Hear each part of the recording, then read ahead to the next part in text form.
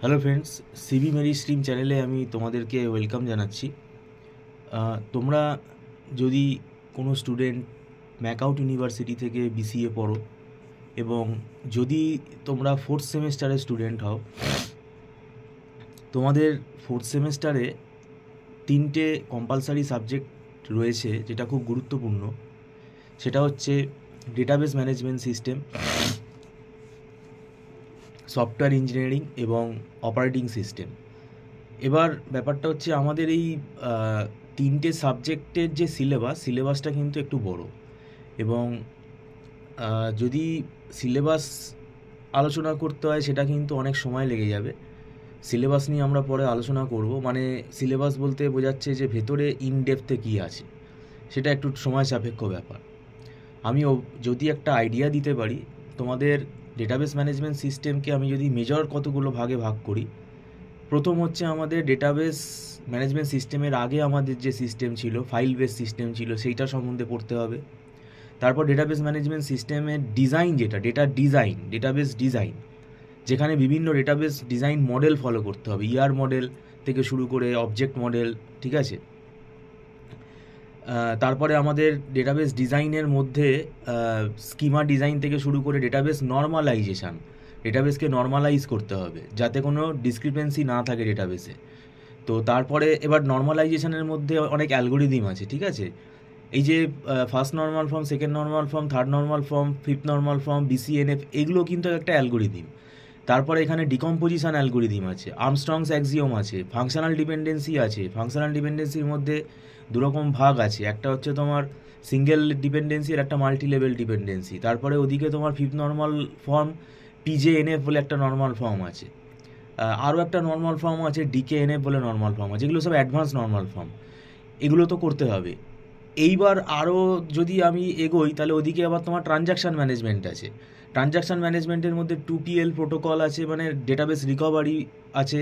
এগুলো অনেকগুলো টপিক আছে। তারপরে আসছে আমাদের রিলেশনাল অ্যালজাবরার পরে এসকিউএল প্রোগ্রামিং। এবার এসকিউএলের সাথে আমাদের PLSQL পার্টটাও থাকে। আর এসকিউএলের পরে যেটা আমাদের থাকে সেটা হচ্ছে কোয়ারি অপটিমাইজেশান কিন্তু একটা ম্যাথামেটিক্যাল কনসেপ্ট, এবং এখানেও কিন্তু অনেক অ্যালগোরিদিম আছে। তো ওভারঅল দেখতে গেলে এই এতগুলো টপিক কিন্তু খুব ধরে করতে হয়, এবং তাড়াহুড়ো করে করতে গেলে কিন্তু অসুবিধা হবে, কারণ তুমি বুঝতেই পারবে না। কারণ এগুলো কিন্তু স্ট্রেট ফরওয়ার্ড না যে এগুলো মুখস্থ হয়ে যাবে, ওরকম ব্যাপারটা না।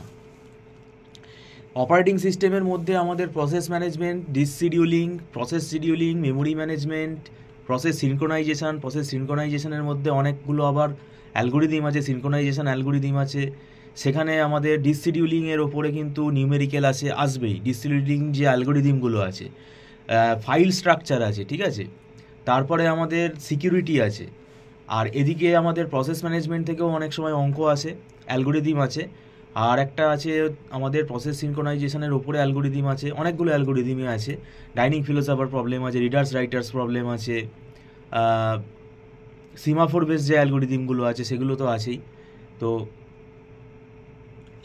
এদিকে আমাদের প্রসেস শিডিউলিংয়ের মধ্যে FCFS আছে, SJF আছে, রাউন্ড রবিন আছে, আরও আছে কয়েকটা অ্যালগোরিদিম। তো এগুলো অ্যালগোরিদিম বেস সাবজেক্ট, এগুলো কিন্তু বুঝতে সময় দিতে হবে। বুঝতে এমনি জটিল না, ইজি, কিন্তু বুঝতে সময় দিতে হবে। আর তোমাদের সফটওয়্যার ইঞ্জিনিয়ারিংটা আমি বলে রাখি, সফটওয়্যার ইঞ্জিনিয়ারিং আমি এর আগেও ভিডিওতে বলেছি, এই সাবজেক্টটা কিন্তু থিওরি ভাবে অনেকে, কিন্তু থিওরি ভেবো না।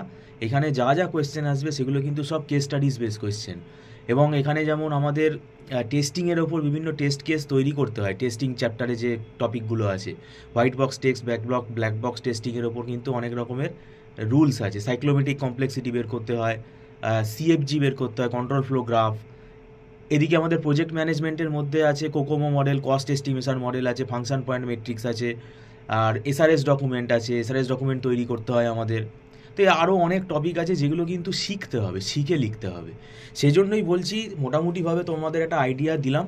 এবার তোমরা, আমি আশা করব, পড়া শুরু করে দাও।